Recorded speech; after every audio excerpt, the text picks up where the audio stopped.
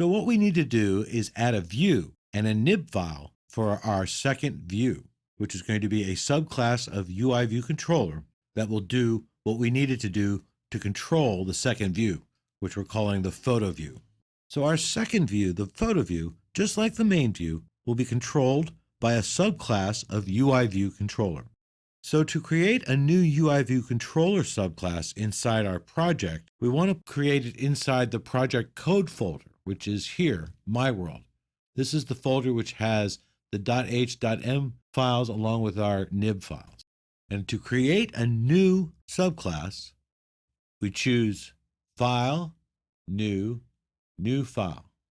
The Choose a Template dialog appears. And if we select Cocoa Touch over here under iOS, which is already selected, and then we select UIViewController subclass here, we are ready to create our new UIViewController. So we click Next. Before we do that, you see what it does?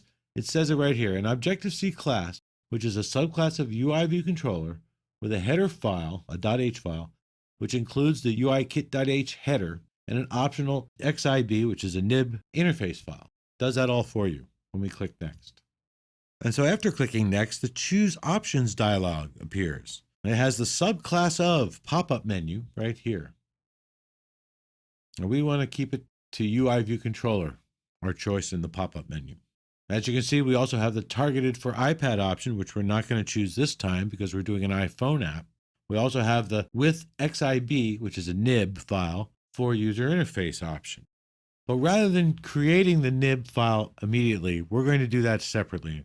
You'll see why in a few minutes. So we click Next, and we save our class with the name. The name we want to use for our new subclass is PhotoViewController.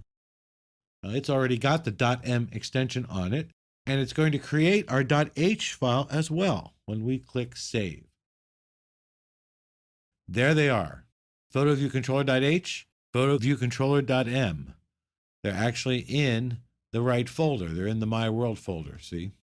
However, we want to move them up just so they don't get confused with the supporting files. So we can drag them straight up like that and put them a little bit higher up in the list. So Xcode creates PhotoViewController.h and PhotoViewController.m. And now we're ready to create a nib file or an XIB file for the photo view.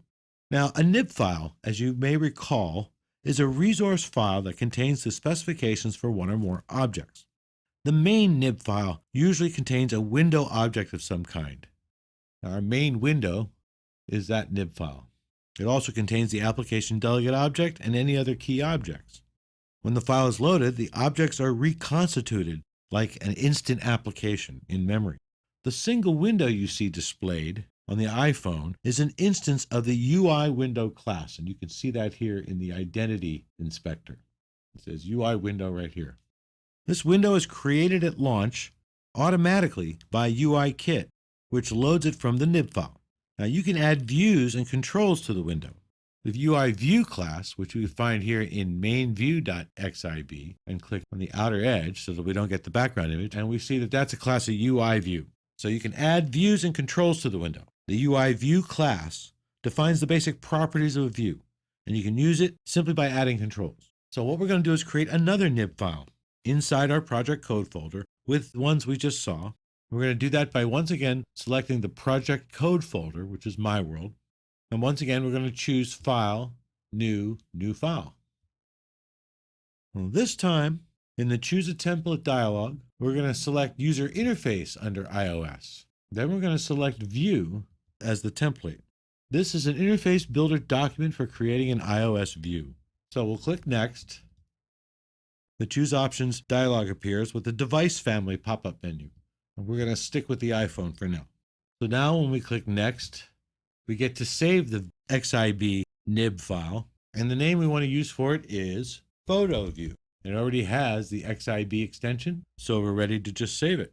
Well, we make sure that we're saving it to this group, the My World group, so that it shows up where the other XIB files are. So we click Save, and there it is, PhotoView.xib, and we'll move it on up here above supporting files just so it's higher up on the list. So now we have to give this photo view a controller. Click on the dock the file's owner. And now we look in the inspector pane, which is here, the identity inspector. You can also choose View, Utilities, Identity Inspector. And now we're going to choose from the class menu our photo view controller. It's right down here, photo view controller. So now we have associated with the nib file's owner, photo view controller, which controls this view. In other words, in order to control the photo view from the photo view controller .m file and .h file, which is a subclass of UI view controller, we needed to define the file's owner as photo view controller in that class pop-up menu. And we can see by clicking file's owner again, it is set to photo view controller. So we've now set up the nib file for the photo view. The next task is to initialize main view controller and photo view controller for the main and photo views. And of course, we will be adding an object to this later.